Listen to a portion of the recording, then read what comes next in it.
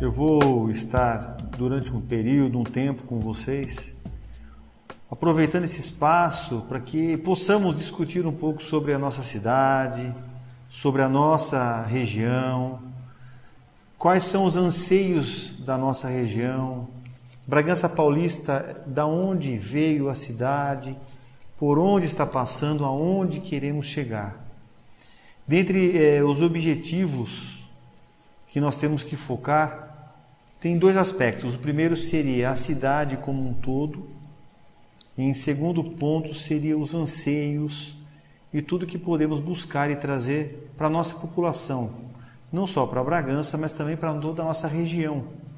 Em que ponto podemos buscar para o cidadão uma melhor qualidade de vida, uma qualidade de emprego digno, indústrias para Bragança Paulista, uma qualidade melhor no atendimento público, na educação, na saúde, a segurança pública, que hoje é um problema sério, com base ou até um reflexo da crise nacional, de todo o problema que temos. E dentre isto tudo que ocorre, da crise do país, o que Bragança enfrenta? O que Bragança tem? O que Bragança precisa? Bragança hoje, analisamos de uma forma crítica, podemos chegar num questionamento até que eu muitas vezes me faço. Qual é o foco de Bragança hoje? Ela é indústria? Ela é o que? Ela é comércio? Ela é na área da agricultura, pecuária? O que Bragança é? Qual é a característica da nossa cidade? Qual é a característica da nossa região? Na situação hoje do país, em tudo que ocorre, o momento em que nossa cidade está passando, após uma eleição, onde novamente temos aquela necessidade, à espera de uma decisão do judiciário, onde a população, a cidade fica numa incerteza, o que vai acontecer, o que será que nos espera, para onde vamos, o que será que vem para Bragança Paulista. E dentre tudo, principalmente nós, que às vezes criticamos, apontamos falha, apontamos erro, o que eu faço ou posso buscar para melhorar a nossa cidade? O que eu posso buscar e fazer para ter e atender toda a necessidade da nossa cidade, da população? Porque hoje Bragança ela passa por um período de instabilidade total, quer seja numa questão da administração pública, as ruas como estão, o progresso chegando de uma forma em que muita coisa se traz para a cidade, mas num outro ponto, o que nós temos? Uma população preparada, uma população com um salário digno, uma qualidade de vida tranquila para poder usufruir, para poder aproveitar esse progresso. Um exemplo nós temos a inauguração do shopping, que está vindo para a nossa cidade, é o progresso, trazer mais opções para a população, ou até mais ocupações para a juventude, a nossa juventude, que hoje está aí nas drogas, nas ruas, sem rumo, sem destino. Mas buscando a situação do shopping, hoje vem o progresso, toda essa estrutura. Bragança estava preparada para isso? Está preparada para isso?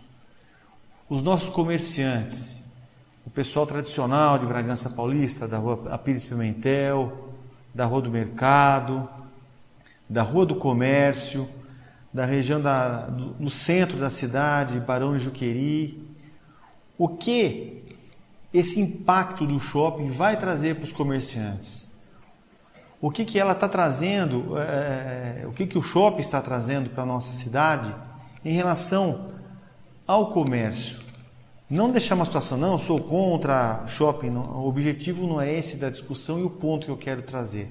Mas vamos lá, a gestão pública, a administração, traz um shopping, estrutura a cidade para o progresso.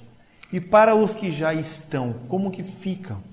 Fica numa situação em que os comerciantes, devido à crise, à falta de dinheiro, eles se unem, eles se estruturam para fazer toda a decoração de Natal da cidade, para fazer toda a iluminação de Natal, para preparar a nossa cidade para o comércio e o shopping vindo.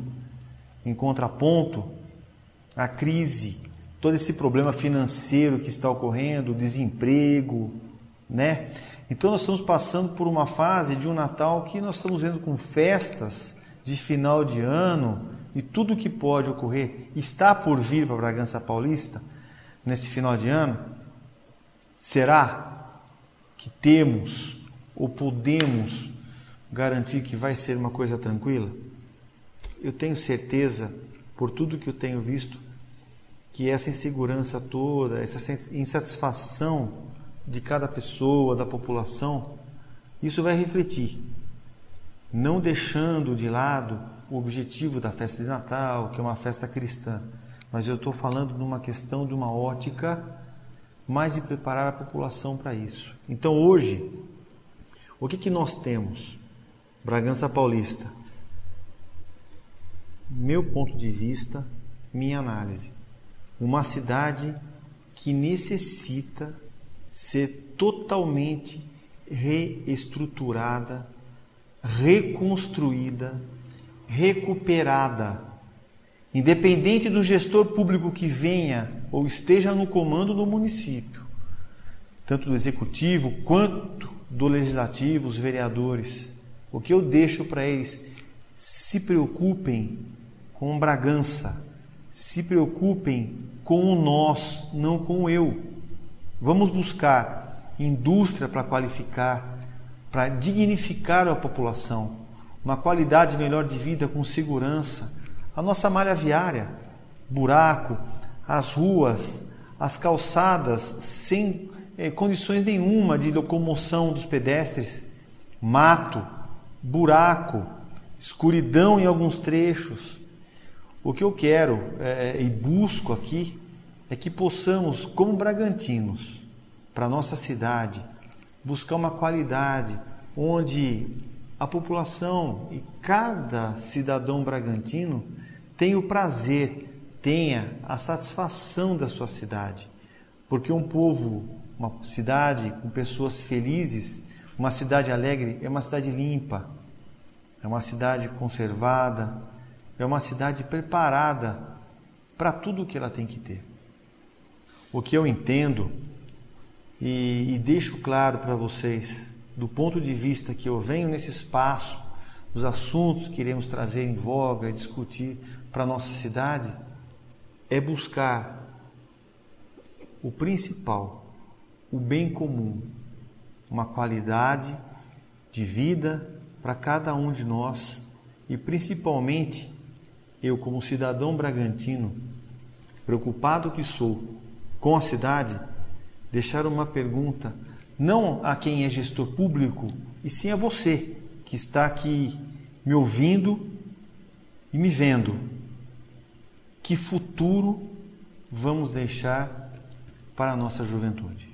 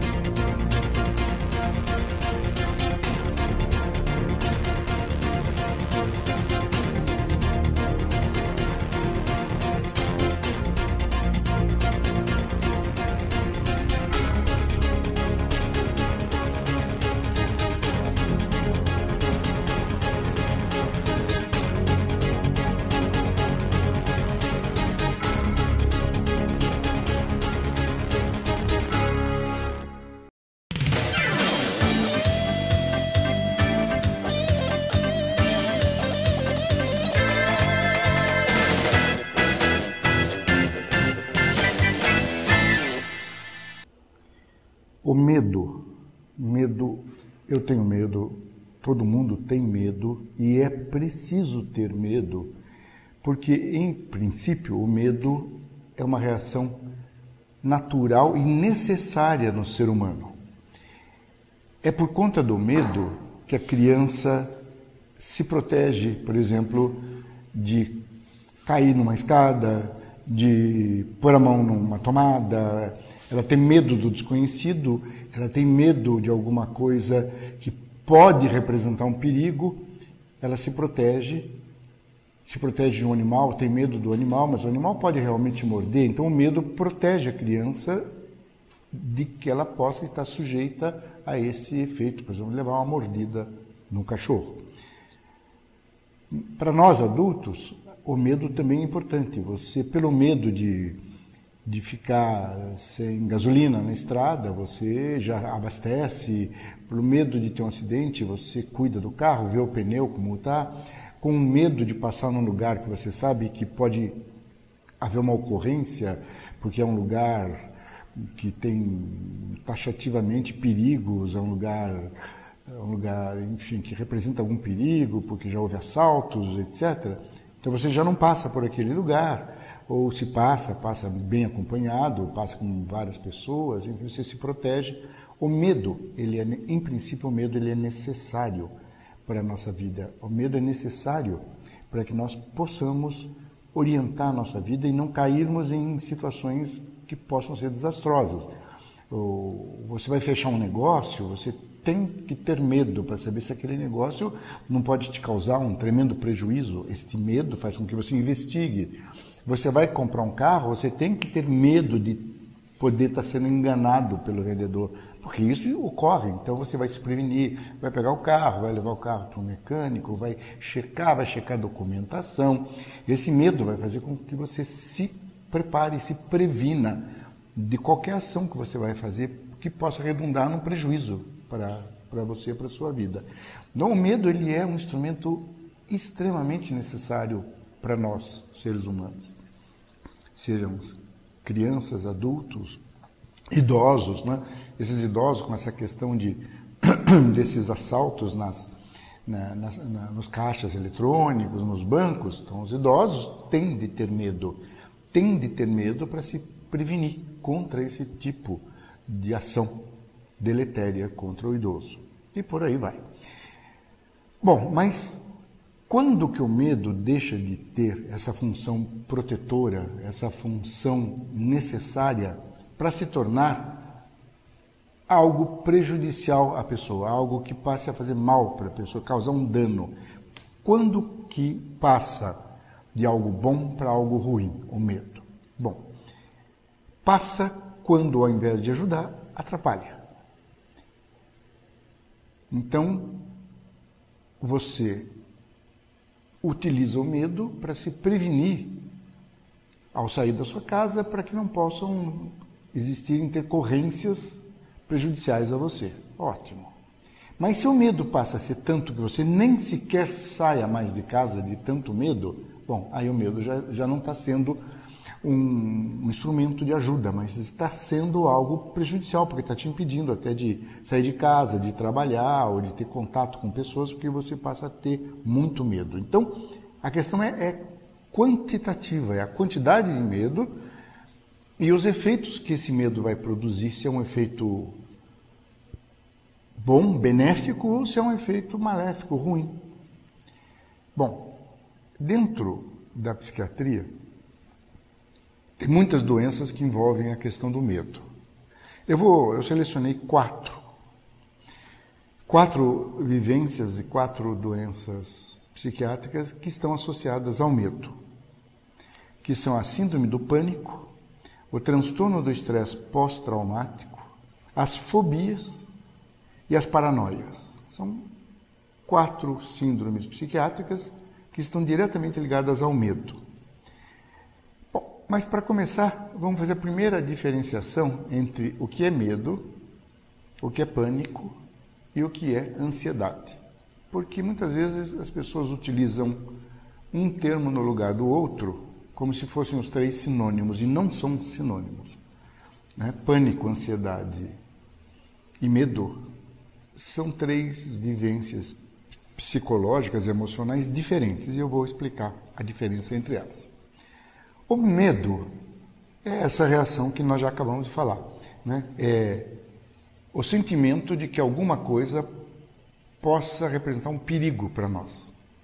E isso provoca em nós uma reação física e mental. Física, porque nós podemos ter um batimento cardíaco acelerado, podemos ter uma sudorese, ter um suor frio, o famoso suor frio do medo, né? Eventualmente, a pessoa pode ter uma reação física de medo, até de urinar, né? E tem várias reações físicas ao medo, né? Mas as principais são ataque cardíaco, que é a aceleração dos batimentos cardíacos, as sudorese, né? Pode haver tontura, pode haver um turvamento da visão na situação do medo, a pessoa perder um pouco a nitidez da visão, isso é comum também. Bom, então o medo são essas reações físicas e as reações psíquicas, que é basicamente a de fuga, de você fugir daquela situação que representa o medo, e uma situação de opressão, né? Você se sente oprimido, o medo te paralisa. Muitas vezes a pessoa no medo não consegue fazer nada, fica paralisada, que é uma reação emocional de paralisia, não é? De fuga ou de você ficar paralisado, são reações emocionais. No medo, agora estou falando, claro, do medo grande. Um medo, esse é o medo que é o medo bom, o medo natural, o medo que nos ajuda, né? Ele tem um pouco dessas reações, mas numa escala bem menor, né? Pode haver uma aceleração cardíaca, mas é pequena, né? Uma sensação de opressão no peito e tal, mas são em dosagem pequena, suportáveis e tal, né? Bom, mas o medo pode se tornar um medo muito grande. E qual é a diferença entre o medo e o pânico?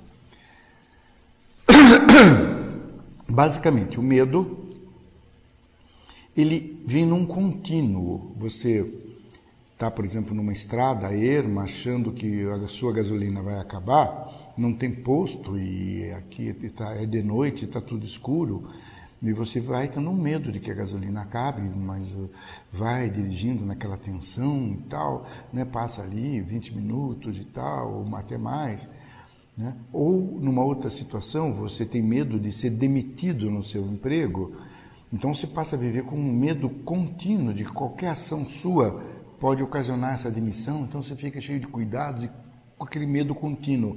O medo, ele é sempre algo contínuo no tempo, não é? Ele tem alguns medos agudos, mas são medos circunstanciais e estão geralmente ligados ao pânico. Geralmente, quando é um medo agudo, que vem de uma vez e não vem num contínuo, ele já deixa de pertencer a esse grupo de sintomas de medo para ir para o grupo de sintomas de pânico. Então, qual é a diferença? O pânico, diferente do medo que vem num contínuo, o pânico ele é agudo, ele vem de repente, é uma sensação muito forte e repentina, né? Um exemplo de uma situação de pânico, você está andando numa estrada e aparece um tigre na sua frente, né? A sua reação vai ser de pânico, você entra em pânico, né? Uma coisa abrupta que aparece assim repentinamente na sua frente, com ameaça contra a sua vida, né? Você entra em pânico, né? Se um ladrão aponta uma arma, você pode entrar em pânico, não conseguir nem falar com a pessoa, não conseguir reagir, né? Então o pânico, diferente do medo, não vem num contínuo, ele vem repentinamente, vem de repente, né? E de repente já de uma forma muito violenta e que pode ter uma causa, como eu acabei de citar, uma ameaça, né? Agora nós vimos que na Nova Zelândia um segundo tremor de terra, né? Imagina você estar na sua casa e a terra começa a tremer, as coisas começam a cair. A reação é de pânico, você entra em pânico, você não sabe para onde você vai, você não sabe se vai para a rua, se fica em casa, né? Você não sabe que atitude tomar, né? Então esse é um exemplo, né? Se você é vítima de um sequestro, repentinamente você não sabe o que vai fazer naquele momento, né? Então, o pânico, ele é essa reação que pode ter uma motivação. Quando não tem uma motivação aparente, aí já passa a ser a famosa síndrome do pânico, ou transtorno do pânico, que aí já é uma doença. Não há uma causa bem evidente, bem clara do que está causando o pânico. A pessoa está ali, jantando com os amigos, num dado momento ela tem a sensação de que ela vai morrer, de que vai ter um ataque cardíaco. Nada justifica, porque ela não tem nada no coração, não ocorreu nada, mas ela começa a ter a impressão de que vai ter um ataque cardíaco, vai morrer ali. Começa a ter todos os sintomas de pânico, como se houvesse aí um animal feroz na frente dela. Os sintomas são os mesmos. O coração começa a palpitar, sudorese, o que vai piorando a situação de pânico, porque aí a pessoa mais que vai achando que vai ter alguma coisa grave mesmo, por conta dos sintomas agora do próprio pânico. Então ela vai sentindo e também tem essa reação de fuga, mas é uma fuga completamente inadequada e sem sentido, porque a pessoa vai fugir do quê? Porque ela nem sabe o que está acontecendo. A maioria das vezes a pessoa sai do ambiente onde está, sai num acesso de fuga mesmo, e a maioria das vezes vai procurar um serviço médico de pronto-socorro e chega no pronto-socorro achando que vai ter um ataque cardíaco, que vai ter qualquer outra coisa orgânica. Então vai procurar o pronto-socorro assustada e a maioria das vezes o médico examina e não encontra nada físico, né? E aí percebe que é uma síndrome do pânico. A maioria das vezes receita um tranquilizante ali, uma injeção tranquilizante. A pessoa espera ali meia hora, 40 minutos. Aquilo é o suficiente para baixar o pânico e a pessoa retornar à vida dela.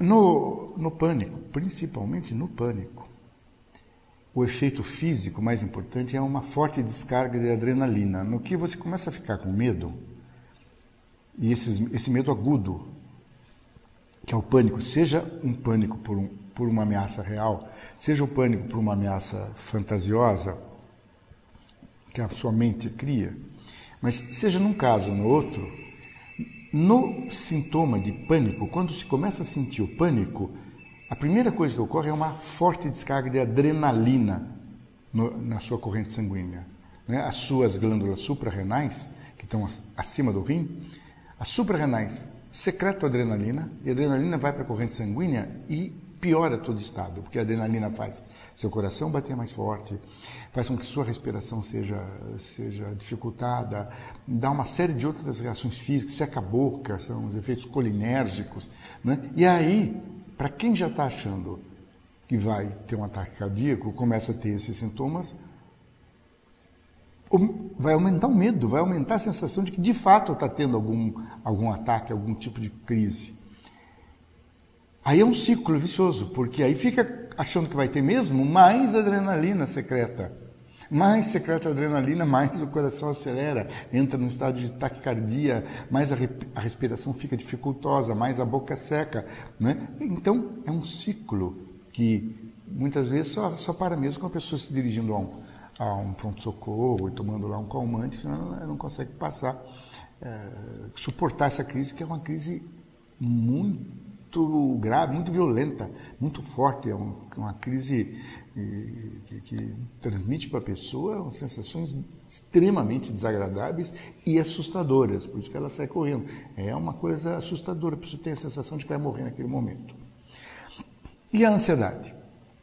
Bom, a ansiedade, ela pode envolver o medo, mas pode não envolver medo. Tem ansiedades que não envolvem medo. Então, qual a ansiedade que envolve medo? O pânico, que não deixa de ser uma forma de ansiedade. As fobias, que são uma forma de ansiedade, que eu vou falar já sobre elas.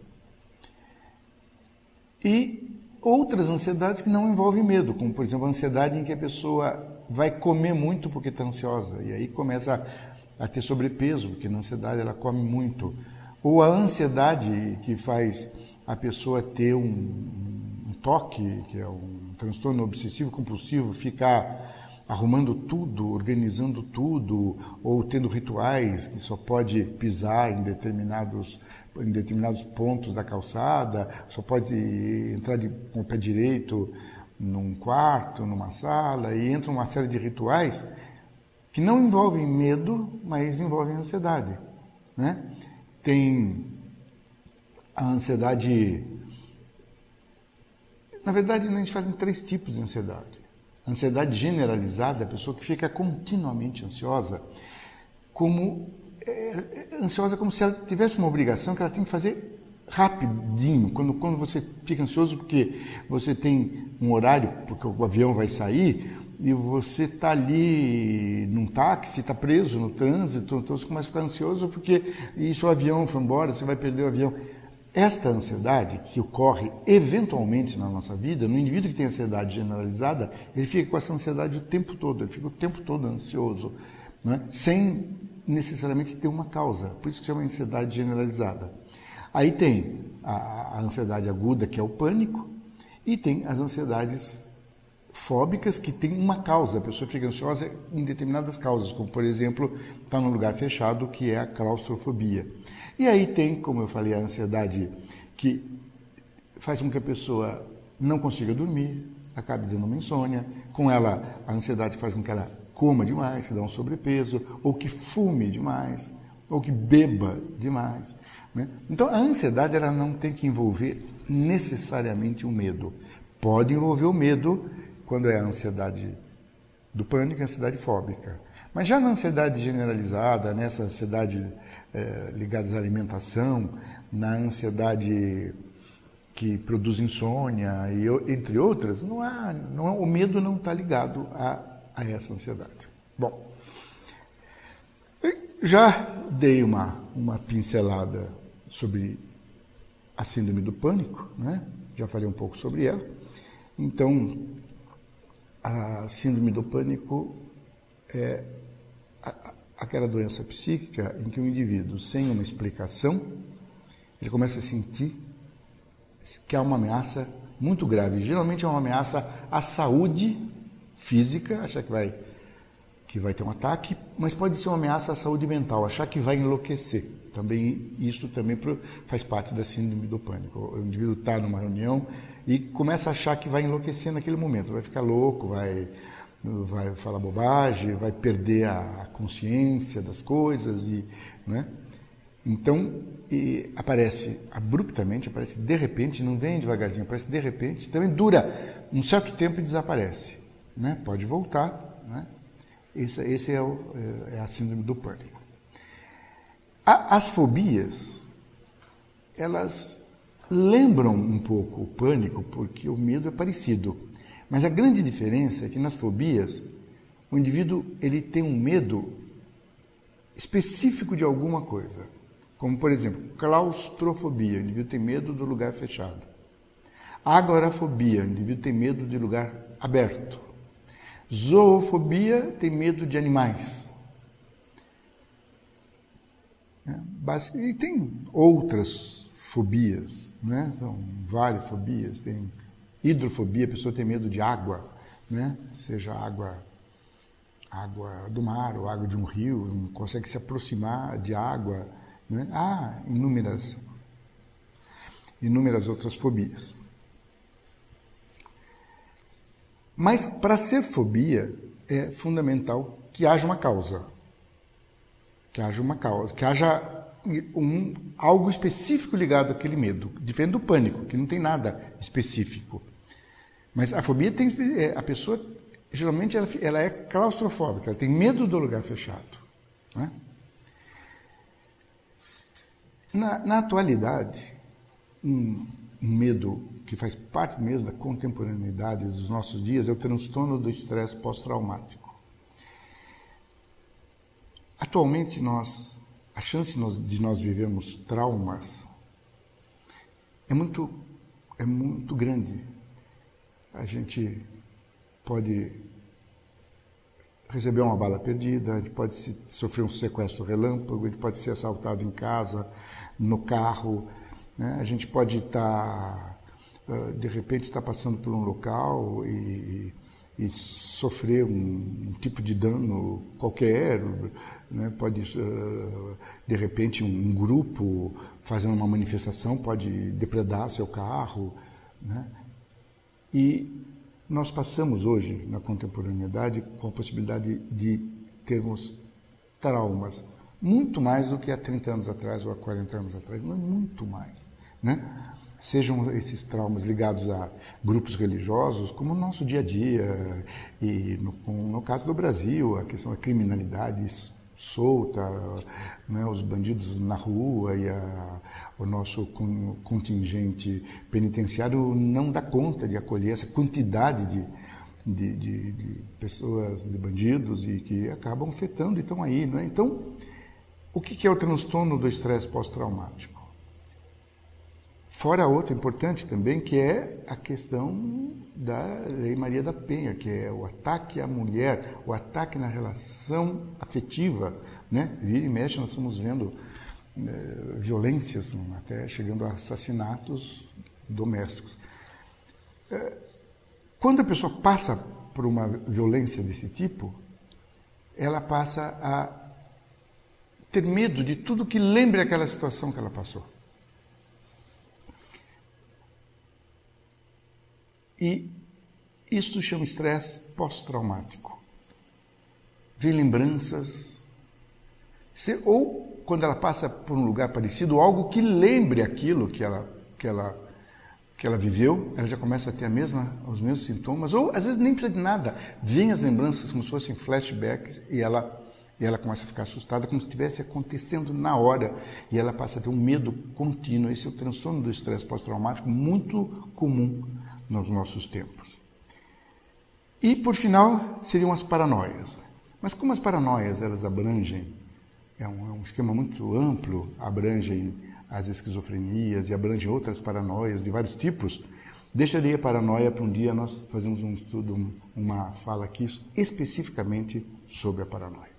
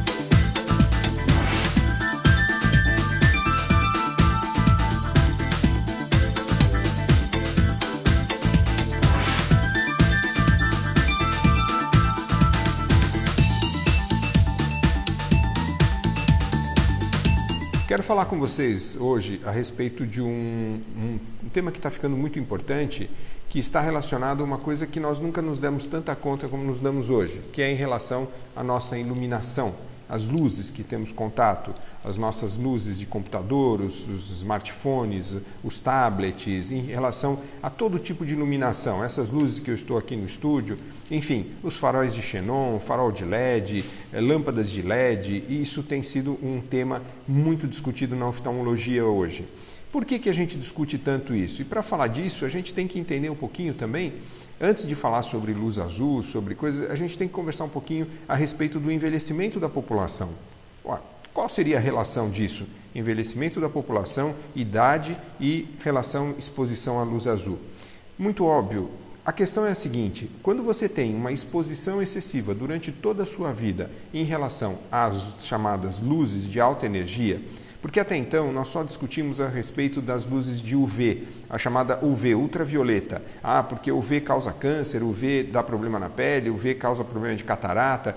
Sim, ele continua lá, ele continua causando todos esses tipos de problema. Só que hoje o que nós sabemos é que a chamada luz azul, ou a luz azul de alta energia, ela é também extremamente nociva para os nossos olhos, mas tem um detalhe, ela é muito importante também para a nossa visão.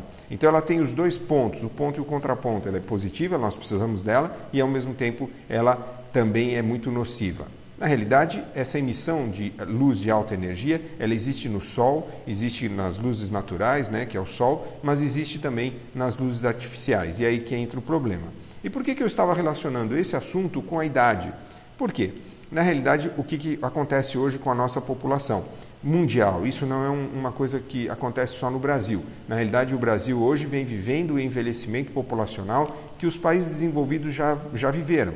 Os países desenvolvidos eles já passaram por essa fase e hoje eles vivem um patamar de envelhecimento. São países com uma população onde se nasce menos, envelhece mais e eles vivem mais tempo. Então, esse nível de envelhecimento nos países desenvolvidos já está estável. No Brasil, nós temos uma curva ascendente de envelhecimento, ou seja, nós vamos cada vez mais lidar com pessoas mais idosas e, detalhe, vamos viver mais, porque a expectativa de vida média no Brasil, segundo a Organização Mundial de Saúde, chega na faixa de 75 a 76 anos. Faixa média, nós temos pessoas muito mais longevas que isso. E estamos distante de países como o Japão, com 84, 85 anos de expectativa média. Mas, de qualquer forma, estamos envelhecendo. O Brasil deixou de ser um país jovem, estamos na curva ascendente de envelhecimento. E qual a relação disso? A relação disso é que as pessoas vão viver mais, vão ficar mais tempo expostas a uma série de fatores de risco para a sua saúde. E em relação à saúde ocular, o que eu quero falar aqui é a respeito da DMRI. Relação de degeneração macular relacionada à idade e com exposição da luz azul está diretamente uma ligada à outra. Esse é que é o detalhe. Falando ainda sobre o envelhecimento da população. Hoje, pessoas na faixa de 65 anos, 60, 65, 70 anos, elas são força ativa de trabalho. Deixou de existir aquele senhor de 60 anos ou 65 anos que ficava no banco da praça jogando dama. Hoje as pessoas estão ativas, trabalhando, dirigindo, usando o smartphone, usando computadores. E conforme nós vamos envelhecendo, os nossos olhos precisam cada vez mais de luz para enxergar. Esse é que é o problema. Nós precisamos de muita luz. Vamos passando daquela fase que quando éramos criança conseguimos ler um gibi escondidinho, escondido dos pais no escuro, a nossa visão conseguia, os nossos olhos conseguiam captar essas imagens. Hoje não. Hoje, conforme estamos numa idade mais avançada, nós precisamos de uma boa iluminação para a leitura, sem contar o fator da presbiopia, que é o óculos de perto. Mas, na realidade, o que eu quero dizer aqui é que essas pessoas, cada vez numa faixa etária mais avançada, vão estar mais expostas e exigindo maior exposição dessa chamada luz azul. O que acontece com a luz azul? Essa luz azul de alta energia, que a gente chama que hoje é a luz azul violeta, tem várias definições. O que acontece? Ela tem uma capacidade de nos fazer duas situações. Ela regula o nosso ciclo circadiano, ou seja, existe o comprimento de onda de luz azul boa, que a gente chama que é em torno de 465, 480 nanômetros, E existe a luz azul nociva. Ou seja, essa mesma luz azul que nos ajuda, ela pode nos prejudicar. E essa luz azul nociva, ela atinge um pico na faixa de 435 nanômetros. É um pouquinho técnico isso, mas não tem outra forma de eu falar sobre isso com vocês sem ser mais técnico. Muito bem. Como fazer para que a gente consiga ter uma proteção dos nossos olhos filtrando a faixa de luz azul ruim, ou seja, eu bloqueio a passagem dessa luz de 435 nanômetros, e como deixar passar a luz boa, que é a que me ajuda a manter o despertar, o sorrir, que é o nosso chamado ciclo circadiano, a disposição para se alimentar, as depressões, enfim. Como que eu faço isso? Hoje em dia, a tecnologia vem trabalhando muito nisso. E existem duas formas que nós estamos trabalhando e estudando cada vez mais como proteger os olhos da população. Uma delas, através de lentes de óculos, tá? Porque muitas lentes de contato já têm esse fator de proteção, mas as lentes de óculos hoje, elas conseguem ser fabricadas com um material que consegue exercer esse bloqueio justamente do pico de onda de luz azul nociva, que é em torno de 435 nanômetros. Por que em torno? Porque ele começa um pouco abaixo, em 411, vai até 435 como luz azul nociva, que tem um alto poder destrutivo das nossas células da mácula, então por isso que ela é chamada de luz azul nociva, e depois ela cai, e aí conforme ela vai subindo para 460, 450, enfim, ela deixa de ser tão nociva e ela passa a ser boa.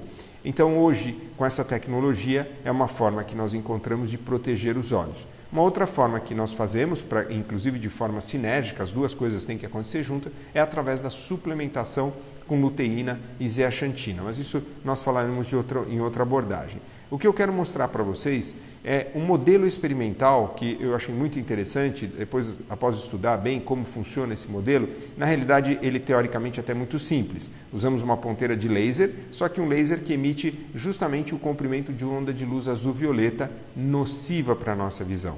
E vou mostrar para vocês como funciona isso quando você tem uma fotoestimulação com esse tipo de luz, tá?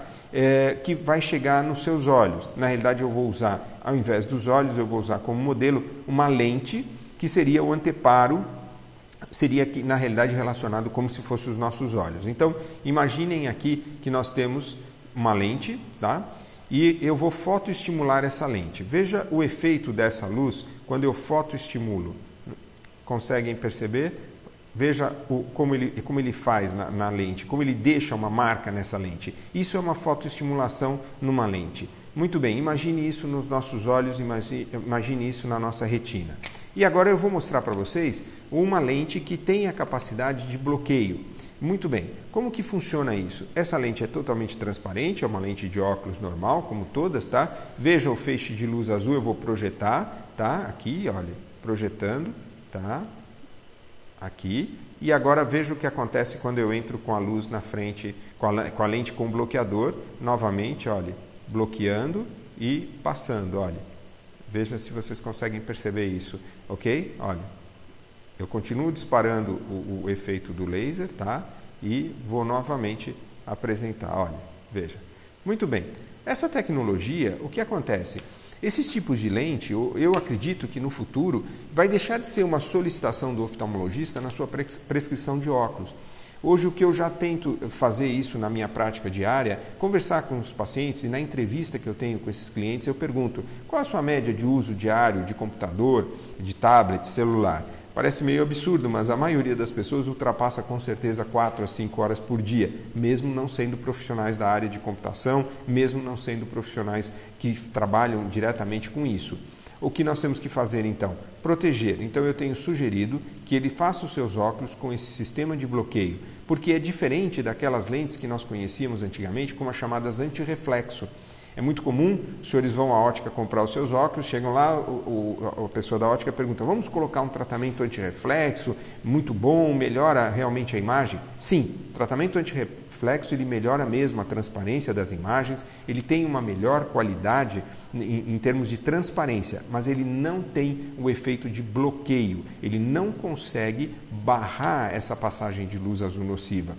Então a indústria óptica correu atrás disso e desenvolveu esse material e na realidade isso é um material que é extraído a partir de um mineral, um ferro, é um tipo de um material ferroso E eles fizeram essa resina que consegue ter esse bloqueio, com a vantagem de não permitir a passagem do 435 e permitir a passagem do outro comprimento de luz azul nociva que nós precisamos para viver. Ou seja, isso foi um grande avanço na área ótica e eu visitei as empresas que fabricam isso.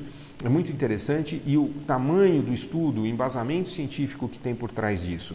Isso foi desenvolvido, obviamente, fora do Brasil e impressionante como eles estão preocupadíssimos com isso, embora foram lá fora, né, os chineses, os japoneses, os europeus, os americanos que desenvolveram essas luzes de alta energia, os chamados LEDs, o smartphone e tal, mas hoje eles percebem e estudaram isso a fundo e entenderam que o risco de exposição excessiva a esse tipo de condição de chamada da luz azul nociva é muito complicado, temos que tomar muito cuidado, inclusive eu vou falar a respeito disso em relação ao uso do smartphone em crianças e o que ele tem outros efeitos nocivos para a nossa saúde.